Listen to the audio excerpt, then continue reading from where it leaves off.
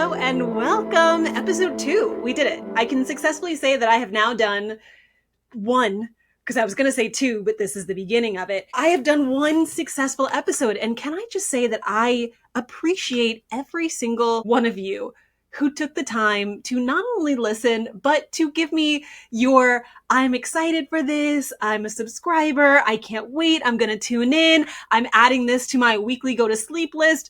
You guys, I'm actually curious about you guys. Is it the melodic way that I talk? Is it just that I am so exhausting that I put you to sleep? I don't care. Views are views, listens are listens. I appreciate it. It was just bold of you to say that you're putting this on to go to sleep. I will say though, I am going to be going back because I did say in the last episode that I was going to talk about the pandemic story. I'm going to talk about a lot of relationships in this particular episode, but we absolutely are going to talk about the pandemic situationship that I found myself in, and it's awkward. I find myself around a lot of emotional manipulators, and they're very good. You know, they're very, very good at the emotional manipulation, and they know how to say all the right things that make you feel guilty. And myself being someone who genuinely cares about people, one of the big things is that I don't have to say it. I don't have to say it. I show it. I show that I'm a very caring person. And the second that you have to explain to people that you are a very caring person, it's just like, who are you trying to convince, really? But I digress. Going back to my pandemic story, I didn't realize that I had told a few people about this. A couple of my followers, maybe the ones that had followed me on Discord, because I was really big in Discord. I mean, everyone was. We all needed the outlets. We all needed things to do. And Discord was a big one for me. And I built a really nice community. And that's a whole nother sandbag of a situation on why I don't have a Discord anymore. And there are two of my friends in particular that know that entire drama and situation. Talk about manipulation. My God. I digress. There was a situation that happened, and if you've heard the story, oops, my bad. I don't have that many. I have a lot, but I don't have that many crazy stories, thank goodness. That will be changing, I feel like, in 2025. But for now, I don't. And if you haven't heard this story, well, huzzah. Take a seat.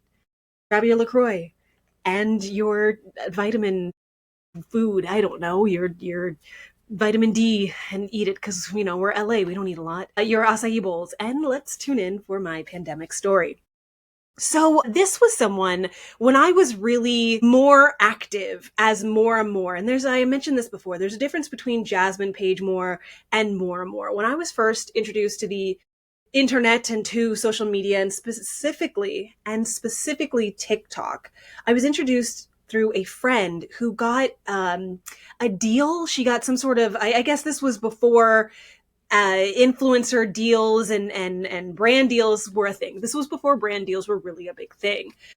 This 4 or 5 years ago. And she got a paid gig to put on fashion styles. So it wasn't even for the brand in particular. I don't even remember what the brand was. But my very first TikTok that I ever put out was to do styles of clothing. And again, it wasn't like the brand sent us clothing. It wasn't anything like that. It was just, we were paid to make looks, which fine. I mean, I'll take the bag. I don't care. And I did that. And I got, I think, I don't know, it's somewhere between $250 to $500. It wasn't anything crazy, but it was money. Hell, it might have been $150. I don't remember. But it was, at that time, what felt like money. Money for doing something that I enjoyed. I like fashion. I like dressing up. I like putting videos out on the internet. And I found that I was good at that. So I did it. And I got to do it a few more times. And then I was like, you know what? 'Tis the pandemic. I like doing things for other people, but this is my home. And that's what I really think about my Instagram, my TikTok. This is my home. And that's kind of why I have no qualms about removing someone from my, like, blocking people. I have no issues with blocking people because you can't come into my home and call me ugly. You can't walk into my door spreading mud. You cannot spread mud in my home and then expect me to keep you there or expect me not to say something back. My page, my Instagram, my TikTok, my Facebook, my Snapchat, my threads, my whatever. That is my home. That is where I feel safe. That's where I'm allowing you to open the doors and see what I am like. and you don't get to come in. I think some people also think of it as a business, and that's fine too. Some people consider their IGs like a business, like a storefront. Truly, like you could go into Lululemon. You would not go into Lululemon and start calling all of the cashiers ugly. And I know, guys, I will get to the story. I'm setting the scene. Let the cook cook. But there I am, I wanted to build my own something. I wanted to build my own home. And so being an actor, being someone who could not act at this point, I was trying to get acting gigs, but during the pandemic, it was so difficult. And the layers by which we had to go through just to do any kind of work, to be tested multiple times. If anyone on set, I think I was doing background work for, what was Tiffany Haddish's show? Oh goodness, I can't remember. But I was doing one of the last seasons of Tiffany Haddish's show that was on HBO, and I'm going to think of it later. And I'm sure you guys all are screaming it out right now. But I was doing background work for that, and I had done one episode, I believe, that I did one episode successfully, and another episode I tried to do, I could not, because someone on set got COVID and they recast everyone. They were like, at all of you, just throw them all away. Let's get a whole new fresh batch. And that was what the situation was. But I had a closet full of cosplays. I had a closet full of closet cosplays at that time that I knew that I could play with. And so I started off small. I think my very first cosplay I ever did was Kikyo from Inuyasha. And then I slowly built up from there, and I found a collective. And I also found that the less skin I showed, the more followers I got. And it was nice. I liked that instant gratification. And again, I talked about that last time. I love seeing that instant gratification. I love seeing the likes. I love seeing that if I do something, there is an immediate, and there is a spontaneous, and there is a visceral reaction. Got a lot of followers, got a lot of hearts. I got a lot of gigs from that. I immediately found myself climbing. I found a big group of friends. I found the Scooby Gang. I did my Daphne. I got well known for Daphne, and that was beautiful. I got my, the famous.com or whatever. I got my fame number, which was fun. And I felt like something. I felt like someone. But with that came people dropping in the DMs. And there was one person in particular. God, what am I going to call him? I'm looking around my room for something. I'm going to call him Popsies, because there's a Popsie up there. We're just going to call him for this. It has nothing to do with the story. It's just the first thing I saw up there. We're going to call him Popsie. So Popsie hits me up in the DMs. And this was like, it was like endy pandemic-y. So people were starting to remove the masks. We were all starting to walk outside again. We're going in person to Trader Joe's. And, I'm sure part of it was loneliness and boredom and just wanting to feel free again and to feel like I could. I think that's a lot of our choices that we made in the pandemic, is feeling like we could and feeling like we were allowed again. Because suppressing a creative is hard. And it's hard for the creative. It's hard for other people trying to suppress the creative. And so I wanted to feel like I could. So this person asked me out, and we went on their turf. It was like a pub, and it was nice. I remember meeting them, and everything just kind of fit in the boxes. They were very sweet. It was very genuine. They paid. I offered. I always, always, always offer regardless. I know that some people have issues with that, whether it be wanting to pay, or I know the rule that I really like is whoever invites you out on the date should be the one paying, or at least initiating the paying. And then you can work on, the no me, no me, no me. But if you are the one that says, hey, do you want to go out on a date with me? Here is where I'd like us to go. You should be the one paying, because you're the one that set it up. That's your date. Whether it be guy or girl, you're the one that wants to go on a date with the other person. You should pay. At least that's how I play the game. And I like that. I like those rules. And then it can go back and forth. But we went on the date. The date was fine. My very first red flag from this individual was that I forgot something. I think I needed to go back, or I wanted to say something to them afterwards. We split amicably. I went to my car, but I think I forgot something. And so I went back to the restaurant, and I heard singing. And so I went down the alley to check, and Popsie was there by the alley just singing. And I was like, hey, hi, what's going on? And they were like, oh, they were clearly embarrassed, but were like, oh, I just, I was happy, so I wanted to sing. And I was like, all right, I'm okay. I'm going to go, okay, bye. And I went, grabbed my stuff and left. And I didn't really think about it. I was like, all right, it's cute. That was a little cute moment. Okay, fine. But then it never really stuck. stopped. Things just kept kind of piling up. And I knew towards the end, because it was just very like, I think I mentioned this before, I don't like people who make me their entire identity. And I absolutely don't like when you try to control me. And I mentioned that there's a difference between MooreAmor and Jasmine. I currently am Jasmine. And it used to be that there was a bigger separation between MooreAmor and Jasmine, and MooreAmor was a little bit more salacious, a little bit more tawdry. She acted, if I was playing a particular character, mostly anime, I would play it up a little bit. I would be a little bit more sexy. If I was playing Daphne, I absolutely played the sexy versions of Daphne, and I would play in the bisexuality and the lesbian aspect of her with the Velmas. And I loved it. I loved that I could play the bisexual with both Fred actors and I could play with my Velma actors. That was fun for me. And it was a really fun for me to explore as Jasmine vis-a-vis MooreAmor. I loved that. I loved the energy that we created, and I loved that I could play with my friends. Poopsie did not like that. Quote unquote, I don't like that you're willing to be sexual with people online, but you're not willing to be sexual with me. And mind you, we had sex. We were very sexual beings, but it became that every single time he wanted to see me, it had to be sexual. And if he came over and I was just wanting to lounge around, it would almost be like a loaded gun that he always had available. Well, you posted 6 videos for them. Why can't you just do this for me? And that kind of manipulation got gross.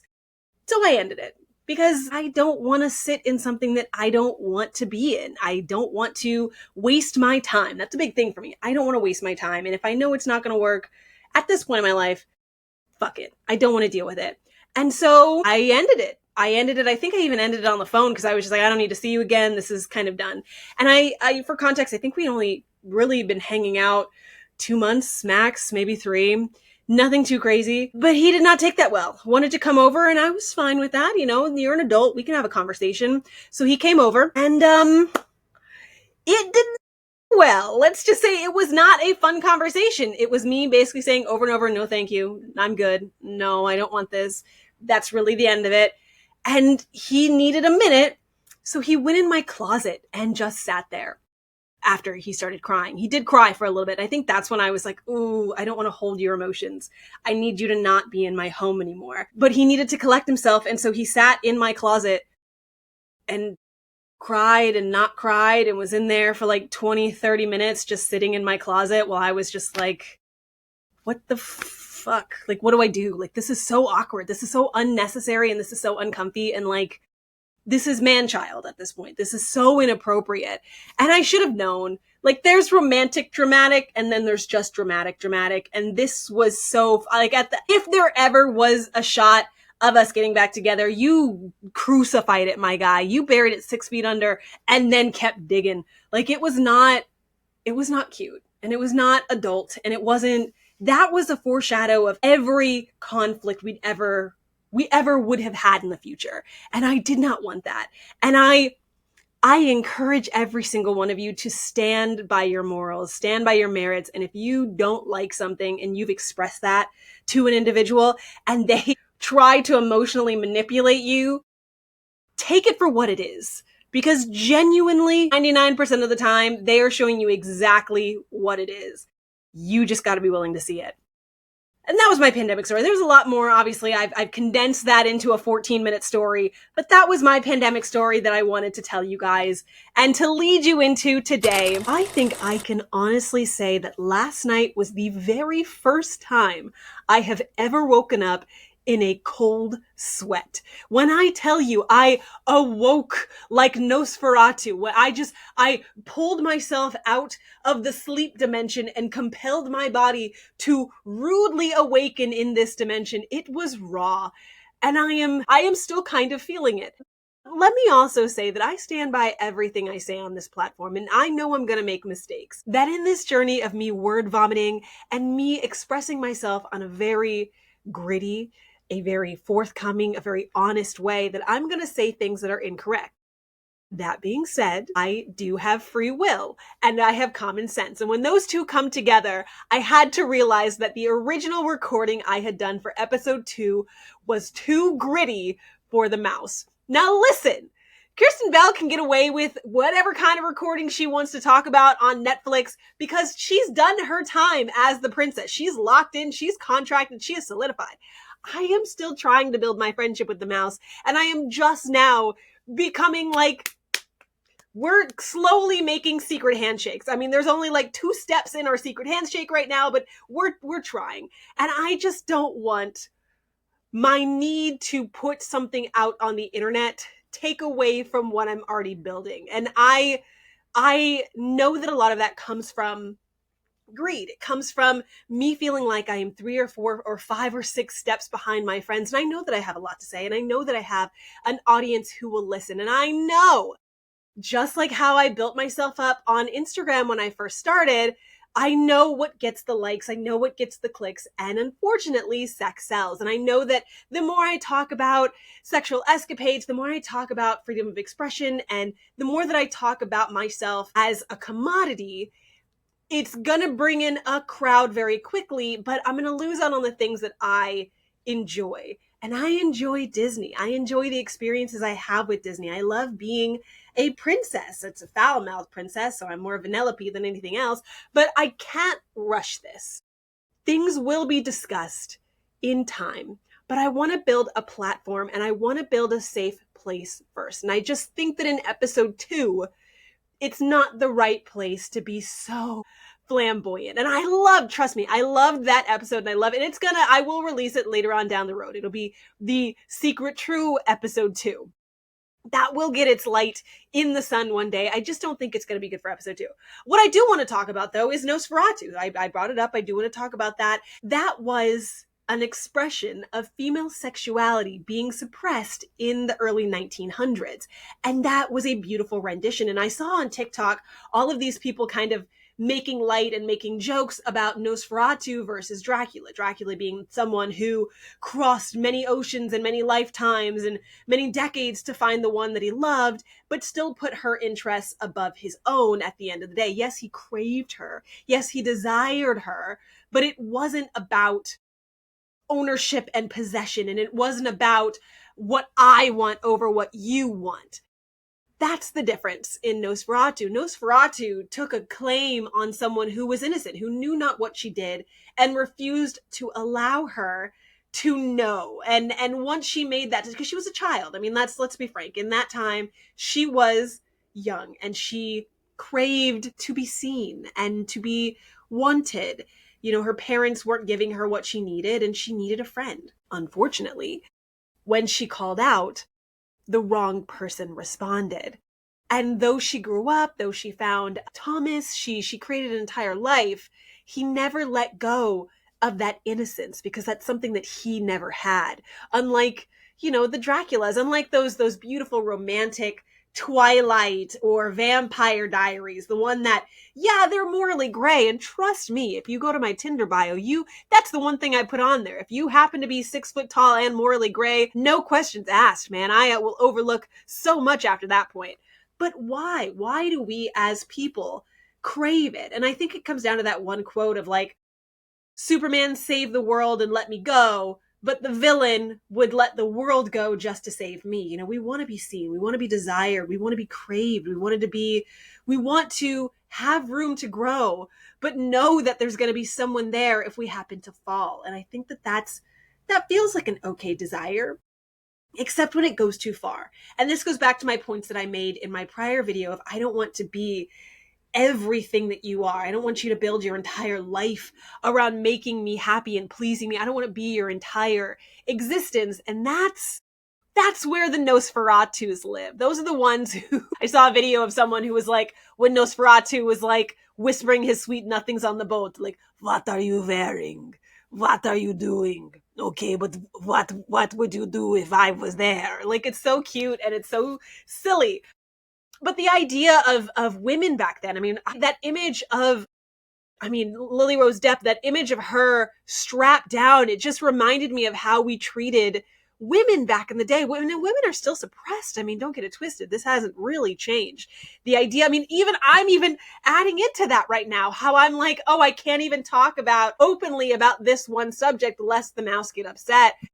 And it's just a bummer. It's a bummer given that this is a real thing, and being able to talk about these things shouldn't be naughty, but I would give up my livelihood if I went too far talking about these very real issues. So it's a give and take.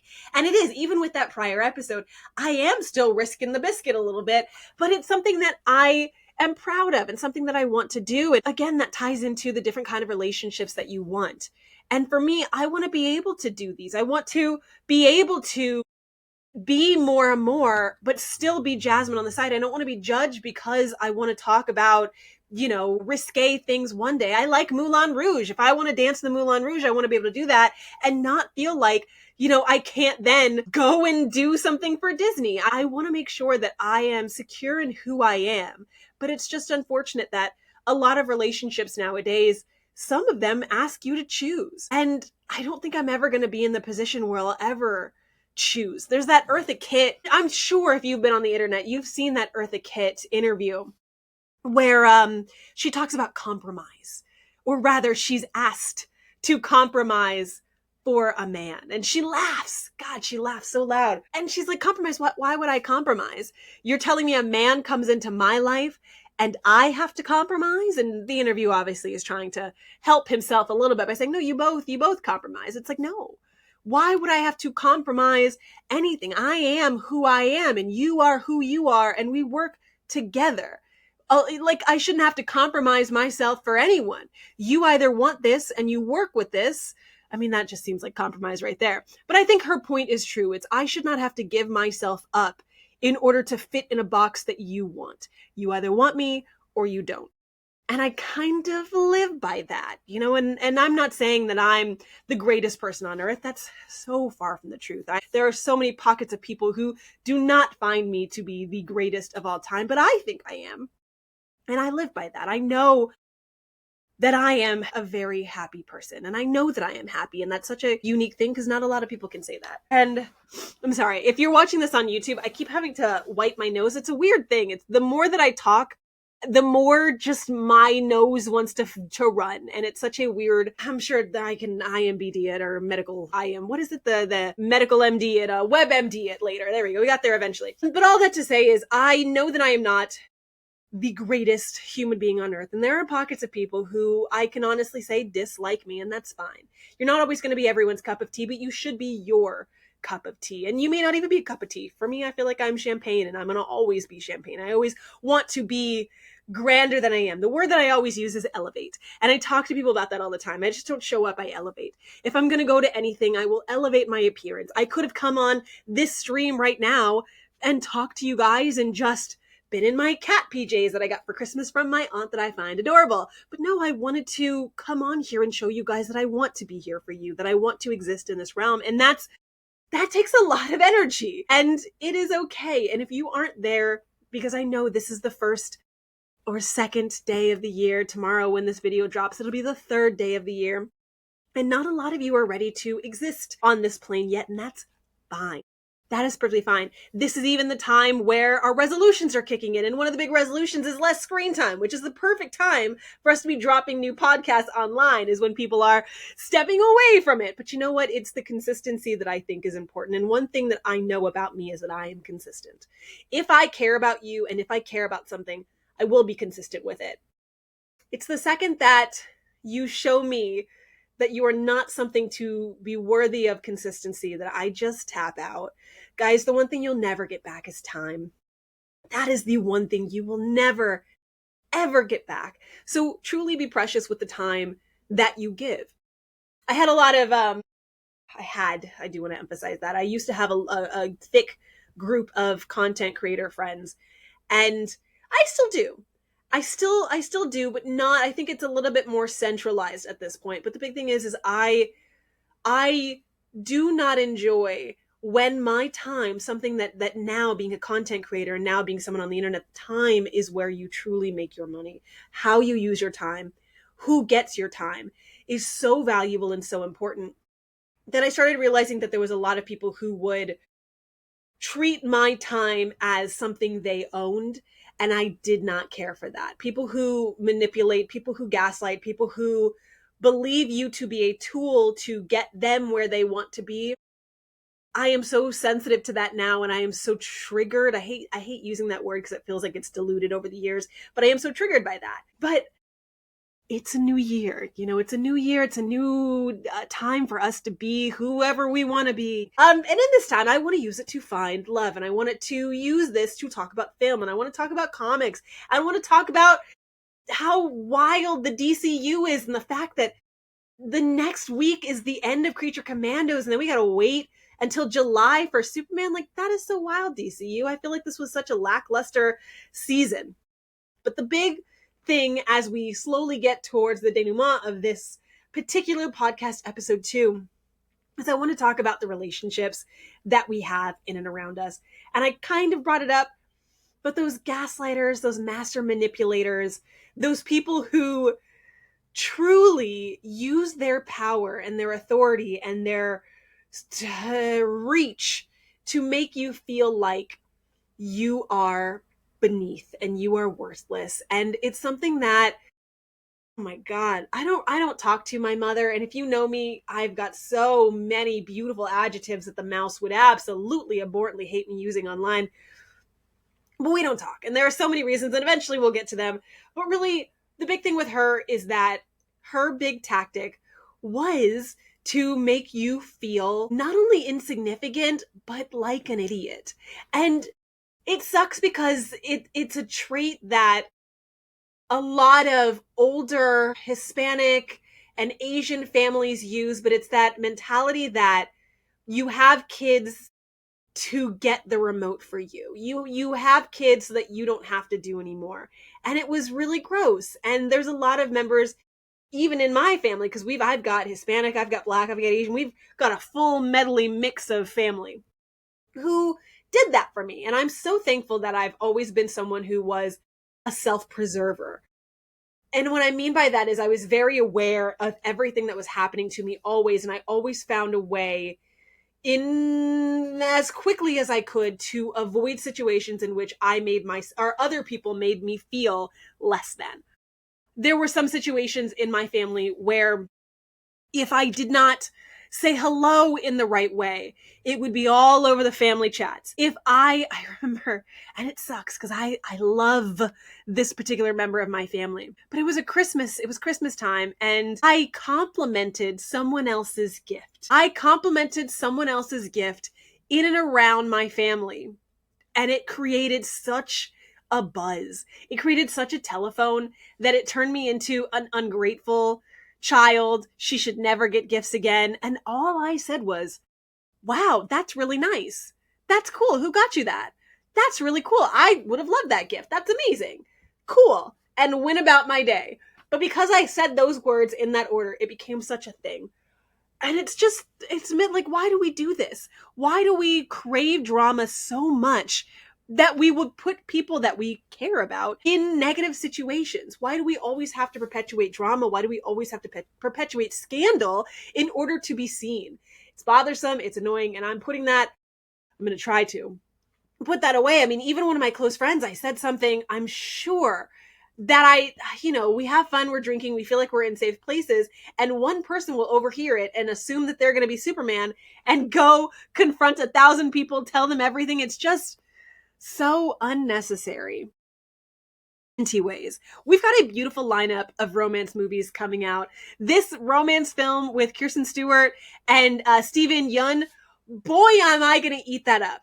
But I want to know in the comments, just as we're getting towards the end of episode 2, I want to know what films you guys are excited for. What films would you guys like me to talk about on the podcast, if any at all? Or again, if there are stories that you guys want me to talk about, please drop them down below. Next week, episode 3, I'm going to give you a doozy. We're going to be talking about so many different relationships. We're going to be talking about a couple of things I don't necessarily want to talk about because they're not necessarily my stories, but I'm going to tell them anyway. And episode 3, we will have a guest on this episode, so please tune in for that. Yeah, I'm really excited. And eventually we will have episode 2, the OG, the hidden episode, the discreet episode, but we're not there just yet. Anyway, friends, I hope that you have a great rest of your new year. And as always, with love, MooreAmor. Man, my nose is just going for it. I'm gonna go blow it.